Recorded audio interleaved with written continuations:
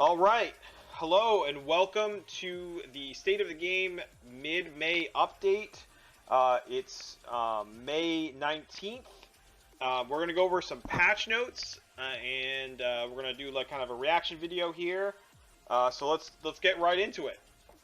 All right. So, hello again, Planeswalkers. Your executive producer, Steve Ricasta here with exciting announcement that the late May update, late May, will drop in just 2 days.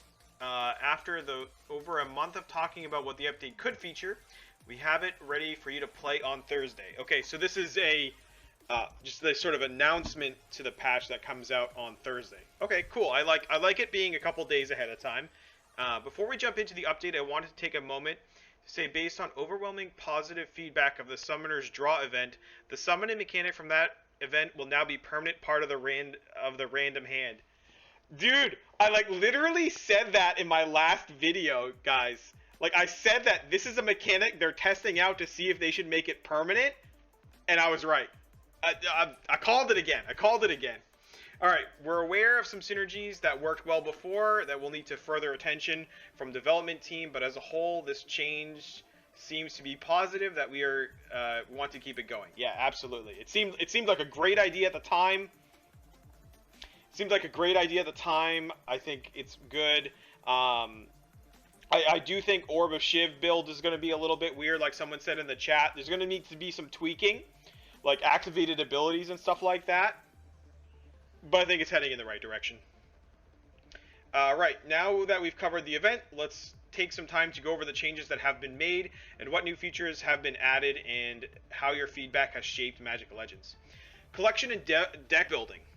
The feedback from the majority of our open beta testers is that while the collection aspect of Magic Legends is fun, it was taking far too long to collect enough spells to make a meaningful difference in decks.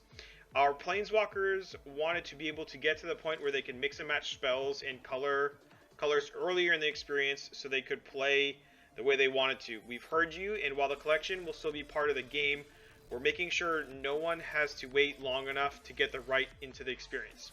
We've added double the spell drop rate, added full starter decks with class unlocks, and unlocking your second class as soon as the tutorial is over, and we've taken all this a step further. Okay, so all that stuff we already knew about. None of that is new. That's stuff they've already implemented in the game. All right, so what is the next step further? A new user experience. Part of getting people into the game more quickly was streamlining a tutorialization, so Planeswalkers had a solid understanding of the game mechanics before heading into the multiverse. We've already made some changes by reducing the duration of overworld time in tutorials. Good, we already knew that was coming. But we wanted to go further than that. Players are now earning spells for their starter deck, 3 spells at a time, up from 2 at a time, so they can complete their starter decks in a shorter amount of time. On top of that, players will only need to progress about halfway into Dazim region to unlock their realm, second class, starter deck, and main player hub in the Sanctum. By entering the Sanctum twice as fast, with twice as many spells, and now with 2 classes, players will already be able to be in a spot to make meaningful deck choices. The double spell drop rate and access to unique spells per mission will also make acquiring spells in your library even quicker. We feel these changes still help players understand our systems while getting them into deck building mechanics in Magic Legends unique. Okay, so let's sort of break this down because that was a lot. So players now start earning 3 spells at a time. Yeah, this is great. Like the upgrade in spells that you already have is good. On top of that, the progress will be halfway. Yeah, I mean, getting to the point where you get to the realm to unlock the ability to play with your friends is the biggest thing. The new class is great. Unlocking all the spells, these are great things that have already happened. So that's really not a ton different. But this part here, unlocking your realm faster is new, and that's good. Because that marks the change when you can play with your friends, and that's a really good thing. I think that this is a really good improvement, but I think the really big thing that needs to happen is you need to be able to get spell pages for spells that you don't have, so that when you unlock the ability to upgrade those spells, you don't have to like grind them forever. I mean, this is definitely a step in the right direction. Don't get me wrong, but I think that the problem is in what unlocks the ability for spell pages to be dropped. All right, performance. Over the last few blogs, I've spoken quite openly about improving performance for Magic Legends, and there have been a variety of avenues we've taken for these improvements. We've touched our shadow tech, lighting choices, object counts, triangle counts, nav mesh optimization, AI optimization, and more. All of these changes have resulted in an experience that should keep most players on machines with older components, GTX 75 or equivalent cards, Intel i5 processors. i5, that's so old. I mean, I could be wrong, but that seems old. In a much better window of performance. The players with more recent machines will enjoy an even smoother experience. These improvements are looking good in compatibility testing, and we have even more lined up for the May update, even more after the May update, to continue to improve performance. While some maps are still receiving some adjustments, the varying specs on PCs has received different levels of optimization. We estimate average gain of older hardware about 45% across the board. I mean, yeah, this is all good stuff. I mean, I didn't really experience a ton of these like performance issues because I got a new computer pretty recently. But allowing more people to play more like stable is great. I mean, I still have a lot of problems like with the game stability, so it seems like that might be working because like sometimes the game crashes. Sometimes I try to open the game and it doesn't open well, and I need to reload it over and over again until it like loads well. But yeah, I mean that's it. I mean, someone just said in the chat, sounds. The sounds, like, yeah, I mean that's something that they really need to take a look at. Is the sort of just the game needs a full audio overhaul, really. But this all sounds good. I mean, good steps in the right direction. I mean, I think this is sort of why the beta exists, right? Like, you know, getting stuff like that to work better, right? They have more computers to test it on through beta. This is all good stuff. All right, Quickplay Q. As we discussed in previous blogs, in order to make playing a wide variety of queuable content across the 4 difficulty modes easier, we're bringing in a quick play feature to the game. You'll be able to select a story mission or ordeal mission, choose your desired difficulty mode, and be automatically queued into a mission matching those parameters with other players. This provides a simple way to get into a team based on content quickly, and also provide additional daily rewards for all play. All in all, this should get players into groups content faster and grant greater rewards for those who enjoy teaming up with other planeswalkers for any content type. So I guess this is sort of like a less random play. I mean, I feel like they could have implemented like a master difficulty in this zone. I think that would have been great. It seems like they're implementing more than that. I'm wondering how specific it will be. That's something we'll have to test when it comes out on Thursday, because if it's too specific, it may be longer. I mean, the root problem of this is that there aren't enough people playing the game at this point to make the queue type faster, which would be the other area to focus on, and hopefully we get to that sort of later in this video. Yeah. All right, party and chat. Going along with the queue system, we wanted to improve our chat and party experience. Yeah. The chat UI will now have an all global party system and private tabs, which allows players to focus on conversations more easily. That's awesome.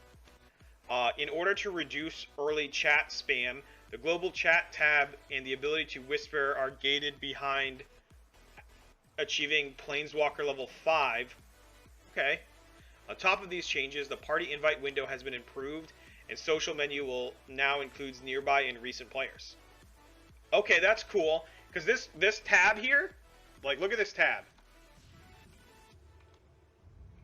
This is a mess. Like, look at that.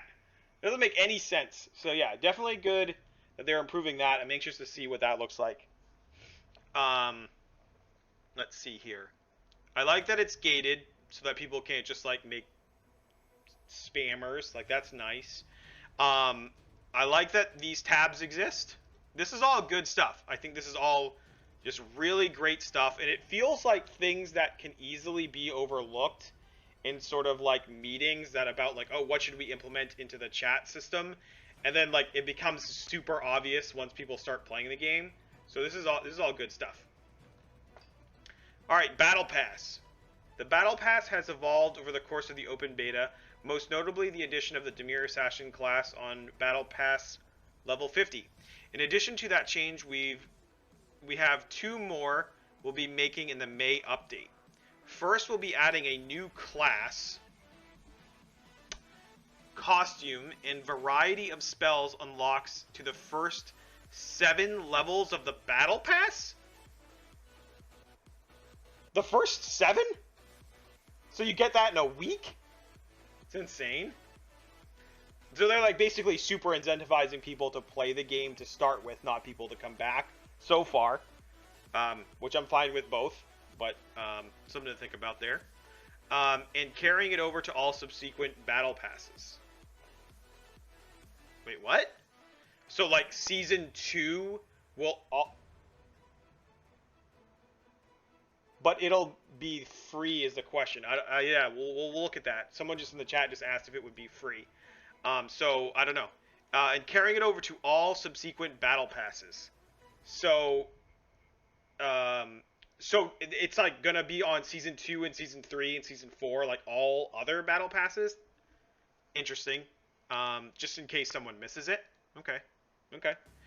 So all players, veteran and new, can have more deck building loadout variety. So if you get the battle pass in season 2 and you get your free class, as soon as you hit rank 7 in battle pass, you're gonna have 3 classes with the class spells. Yeah. I mean, that was a huge problem at the start of the game, is you couldn't really make a deck. So they're definitely addressing that problem, which is great. You know, like allows you to really build your decks.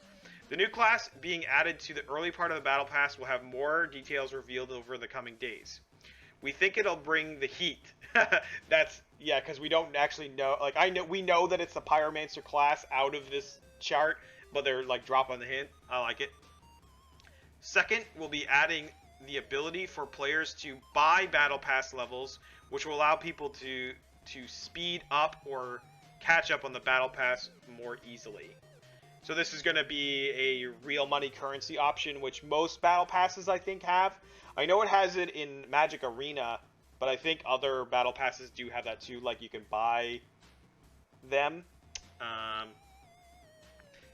Yeah, I mean that seems like a sort of pay to win thing, but I mean, meh. Booster packs. The booster pack is also moving in a new direction. That more closely mimics the booster packs of Magic the Gathering. I said this, I think, like the first week. The more this game feels like Magic the Gathering, the better it's going to do. Alright, with the May 20th update, the Dimir Assassin class will be removed from the booster pack. Oh my god. I thought it was going to say removed from the battle pass, and I was going to freak out. But removed from booster pack is fine. And in its place will be a bundle of 10 spells as its grand prize. Okay, I don't know if this is better. Each of the 10 spells included in the grand prize can also be acquired through upgrading Mystical Study in your realm through normal gameplay. Oh man, I went on a roller coaster there. Like, Dimir Assassin removed from Battle Booster Pass, good.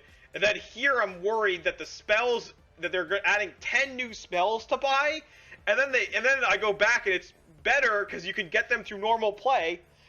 Dude, I just went on a roller coaster, but the long short of it is good stuff. All right, due to the nature of needing to win multiple times. Each grand prize, sorry, I missed a line there. Each grand prize win will grant you one random spell from the pack. No! We're back down on the roller coaster. Give us a choice. Let us choose from the 10 spells. Ah! Like they do already in the Battle Pass. You could choose one of the things. It just feels bad. Like, oh, I love red color, and I get a green random spell from this pack that I just bought that I'll never use for the next... Alright. Due to the nature of needing to win multiple times, the odds have been improved drastically. They're now 10 to 1. That's good. Which is closer to pulling an actual mythic spell from a pack of magic cards. And the full odds will be posted directly on the booster pack purchase page. Good. Good, good, good. More transparency is good. Our goal is for these changes to allow players to speed up their normal progress through booster packs without giving a power advantage over the players. Yeah, I mean, it depends, right? Like, I think that when they say, like, things like your mystical study and normal gameplay, right? Like, if these new spells are things that I can only get at Mystical Study 10, then it's speeding it up very significantly, because to get to level 10, it takes, like, 3 years or something like that. Like, it's, like, so crazy long. So, I mean, this seems good, but there's some things that I'm worried about. Like, does it unlock things at Mystical Study 10 that I would have to spend 2 years doing normally? Like, I don't know. I think this section here, Booster Packs, is really, like, it could go either way. Like I said, it really made me like a roller coaster of emotion, but I don't know how to feel about it. The future. With the release essentially behind us... Wait, what? What? Did the game get released and I didn't know about it? What? Is this the release announcement? It said beta at the top, right?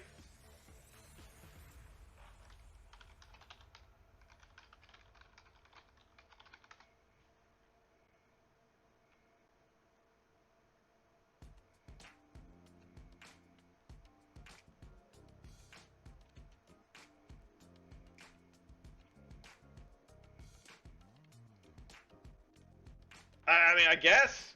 Alright. I guess the game was released and I didn't know about it. It seems like it's still in beta. Oh, this release. Oh, okay. Someone in chat pointed out that I didn't read this release. Okay. I thought it says with the release. Oh, my God. Alright. With this release essentially behind us, we have a lot more on the horizon for Magic Legends. Okay, please tell us what it is. We've been discussing adjustments to currency caps by looking at where players are, where real pinches exist, and how to adjust them to keep the game balanced, but make sure you feel rewarded for your time in the game. I'm going to scream. I'm like, guys, you have said this exact thing for like 4 patches. We are aware that this is a problem. We have talked about it. Just tell us what's happening already. Alright. Endgame has also been a big topic for the team in the last month. We've been talking about what types of missions we'd like to create. That's worrying. What higher level difficulty modes mean? No. And how progression and rewards factor into the system. While the endgame is a heavy topic that takes time to conceptualize and implement, the team is working to finish it out and deliver a great experience. On top of these community topics, there will be a course of new missions, new planes, new sorceries, new summons, and new events to constantly provide new content to the community. Last and certainly not least, the console version of the game is well into development, and some members of the team have been playing exclusively on console test kits as we continue to optimize the experience. I'd like to thank everyone in the open beta community that is helping us shape the game as we work towards a full launch. The team has been working hard to iterate based on your feedback, and we're looking forward to even more feedback with this update. Just tell us what they are. Like, Like, I feel like I've read this sentence in these patches notes every single time. It's like, we know the currency caps are a problem. We know we don't have an end game. Like, how many times are they going to say this without, like, I need to move because I'm idle. Without, like, actually giving us any solid information on what it is. Like, even if it's, like, something, like, hey, we're thinking about this, like, I don't know. I just don't like it. I don't like this as a concept. I would love to just know what they're thinking. Maybe a timeline or a plan of some kind. Like, we are thinking about releasing it at this time. You know what I mean? Or, like, or even something like, these things will come with the actual release of the game. Like, I don't know. I just like I know this is obvious. Like, new missions are going to come out, new planes, new sorceries. Yeah. I want to know this part. This part here. This is it. Right? Like, this is what we need to know. This is what needs to happen. Alright. So, all in all, there's a lot of good stuff. Collection and deck building, new user experience, super great. Awesome stuff. Love it. Performance, great. Random queue, also good. Basically, everything in here, the top part is good. I'm worried about booster packs and how they affect the, like, sort of pay-to-win scenario that people are feeling. I think it's, like, whatever, but there are some, like, really tight rope wires that could be happening here that, if they go one way or the other, it's going to feel really bad. So, this part is one to watch, and it could go either way. So, booster pack section, you're on notice. The future, I look forward to a day when I read patch notes for this game, and and something changes with currency caps and the end game content. Like, why not adjust the currency caps for a week and see what happens? Like, it's still beta. You don't need to raise it that much. But start showing us that you're doing something rather than just telling us that you're maybe thinking about doing something. Please. Cool. Alright, so let's go on to the next thing. Alright. So, just one second.